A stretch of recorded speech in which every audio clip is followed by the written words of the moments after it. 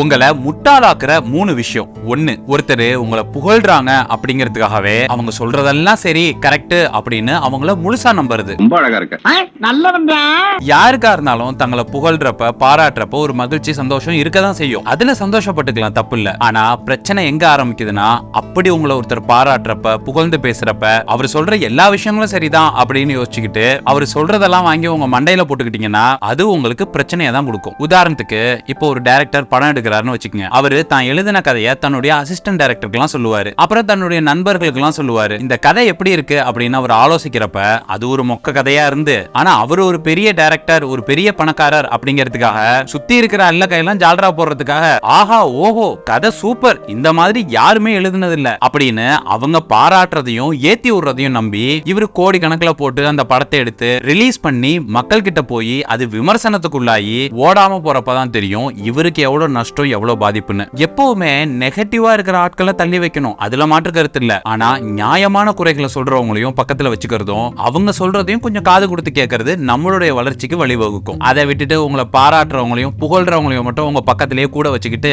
அவங்க சொல்றதெல்லாம் நம்பிக்கிட்டு இருந்தீங்கன்னா அது உங்களை கண்டிப்பா முட்டாளாக்கிடும். 2வது, உங்ககிட்ட யாரு எந்த விஷயத்த சொன்னாலும் அதை ஆராய்ஞ்சு பார்க்காம அதை உண்மைன்னு அப்படியே ஏத்துக்கிறது நம்புறது. உதாரணத்துக்கு நீங்க ஏதாவது ஒரு கடைக்கு போறீங்க, ஏதாவது ஒரு பொருள் வாங்குறதுக்கு கடைக்காரர் கிட்ட அந்த பிராண்ட் நல்ல பிராண்டா, இந்த பொருள் நல்ல பொருளா அப்படின்னு கேக்குறீங்க. இப்படி நம்ம கடைக்காரர்கிட்ட கேட்கறதே அபத்தமான விஷயம் தான். அவரு கடையில உள்ள பொருளை அவர் எப்படி நல்லா இல்லைன்னு சொல்லுவாரு? அவரு நல்லா இருக்கும், பிரமாதமா இருக்கும் அப்படின்னு தான் சொல்லுவாரு. அப்படி இல்லைன்னா அவர்கிட்டே இருக்கிற வேற ஒரு மலிவான பொருளையும் காமிச்சு அதே பொருளை வேற ஒரு பிராண்ட்ல ஆனா விலை கூட இருக்கிற மாதிரியும் காமிச்சு இங்க பாருங்க இது காஸ்ட்லியா இருந்தாலும் நல்லா இருக்கும் அப்படின்னு தான் பரிந்துரை பண்ணுவாரு. ஏன்னா அதுவும் அவருக்கு லாபம் தானே. அப்படி இல்லைன்னா அவர்கிட்ட ரொம்ப நாளா வியாபாரம் ஆகாத பொருளை கூட உங்கள்கிட்ட தள்ளி விடுறதுக்காக அப்படி சொல்லலாம் இல்லையா? அப்படியே இந்த கடைக்காரர் இதை வாங்குங்க இது நல்லா இருக்கும் அப்படின்னு சொல்றதை நம்பி நீங்க அந்த பொருளை தனிப்பட்ட முறையில ஆராய்ஞ்சு பார்க்காம வாங்குனீங்கன்னா அப்போ அந்த இடத்துல நீங்க முட்டாளாகிடுறீங்க. இது கடையில பொருட்கள் வாங்குறதுக்கு மட்டும் பொருந்தாது. சமூக வலைதளங்கள்ல வர செய்தியை நீங்க பார்த்த உடனே ரியாக்ட் பண்றதும் உங்களை முட்டாளாக்கக்கூடிய விஷயம் தான். உங்களுக்கு கிடைக்கிற தகவல்களா இருந்தாலும் சரி அதை ஆராய்ஞ்சு பார்த்து உறுதிப்படுத்திக்காம அதை அப்படியே நம்புறது அப்படிங்கிறது கண்டிப்பா உங்களை முட்டாளாக்கிடும். 3வது, உங்களை ஒருத்தர் தகாத வார்த்தையால திட்டுறாரு அப்படின்னா